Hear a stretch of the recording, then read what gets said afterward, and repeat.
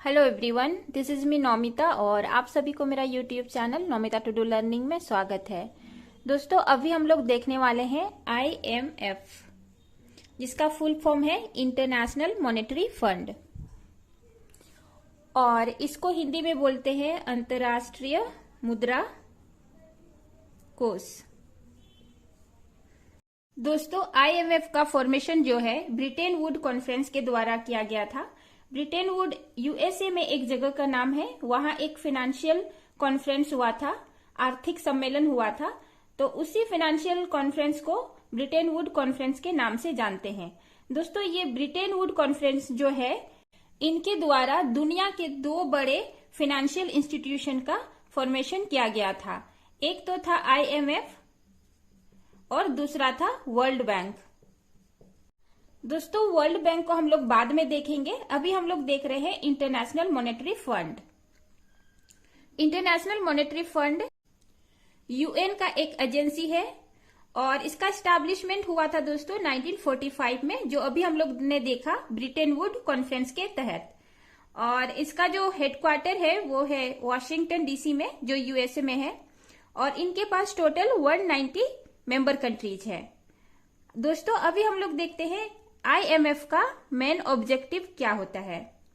दोस्तों, इनका जो मेन ऑब्जेक्टिव होता है, अपने जो मेंबर कंट्रीज है उनको फाइनेंशियल सपोर्ट करना। दोस्तों, IMF जो है इंटरनेशनल ट्रेड को बढ़ावा देते हैं और इसीलिए अपने जो मेंबर कंट्रीज है उनको फाइनेंशियल सपोर्ट करते हैं, ताकि इंटरनेशनल ट्रेड बढ़े और कंट्री का इकोनॉमी जो है वो साथ ही साथ बढ़े और दुनिया के जो देश है वो सारे एक दूसरे के साथ व्यापार के थ्रू एक दूसरे से इंगेज रहे।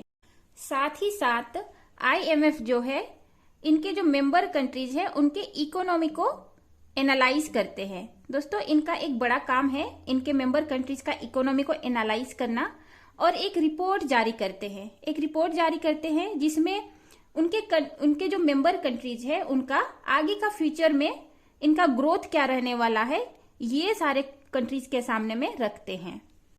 दोस्तों, इंटरनेशनल मॉनेटरी फंड जो है, इनका जो मेन ऑब्जेक्टिव है उनमें से एक बहुत ही इंपॉर्टेंट ऑब्जेक्टिव है अपने मेंबर कंट्रीज जो है उनको बैलेंस ऑफ पेमेंट को मेंटेन करने में मदद करना।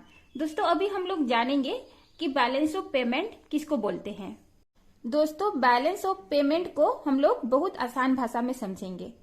मान लिया ये एक कंट्री है, तो एक साल के अंदर में दोस्तों इनका क्या इनकम है और इनका क्या एक्सपेंडिचर है। तो इनकम और एक्सपेंडिचर के बीच का जो डिफरेंस होता है एक साल में, उसको बोलते हैं बैलेंस ऑफ पेमेंट। दोस्तों, बैलेंस ऑफ पेमेंट को और एक तरीके से हम लोग समझते हैं, वो तरीका है आमदनी अठनी खर्चा रुपया। दोस्तों, एक कंट्री है, इनका जब आमदनी किसी तरह से अठनी हो जाता है और इनका जो खर्चा है वो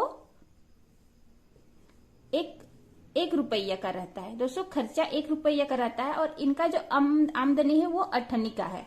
तो ये जो 75 पैसे है दोस्तों, ये कैसे मैनेज करेंगे कि इनका जो खर्चा 1 रुपया का है वो मेंटेन हो सके। तो दोस्तों, ये जो सिचुएशन है, आमदनी अठनी का जो सिचुएशन होता है, ये बहुत सारा कंट्रीज में किसी ना किसी रीजन के चलते हो जाता है।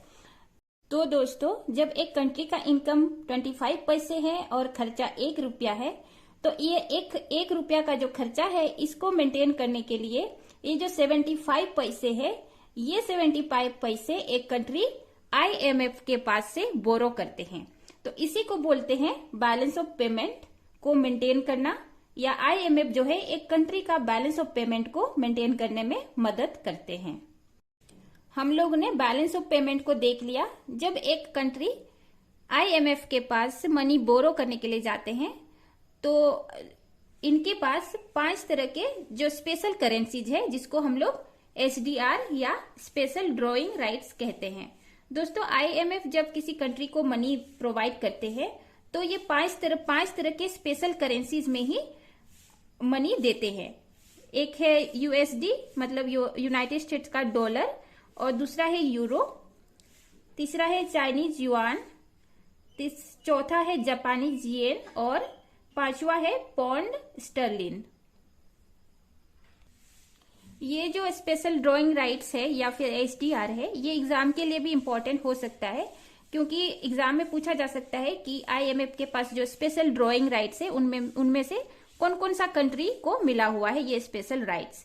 तो उनमें से मतलब कि ऑप्शन दिए रहेंगे, तो ये जो 5 है ये बहुत इंपॉर्टेंट है, इसको याद करके रखा जा सकता है। दोस्तों आगे हम लोग देखेंगे आईएमएफ जो रिपोर्ट निकालते हैं, आईएमएफ का 2 बहुत इंपॉर्टेंट रिपोर्ट निकालते हैं, वर्ल्ड इकोनॉमिक आउटलुक और ग्लोबल फाइनेंशियल स्टेबिलिटी रिपोर्ट। ये 2 रिपोर्ट जो है ये आईएमएफ के द्वारा पब्लिश किए जाते हैं। दोस्तों यहीं पे हमारा इंटरनेशनल मॉनेटरी फंड खत्म होता है। आगे का वीडियो में हम लोग नए टॉपिक को देखेंगे। आप लोग प्लीज कमेंट करके बताइए आप लोग को वीडियो कैसा लगा। Thanks for watching. जय हिंद।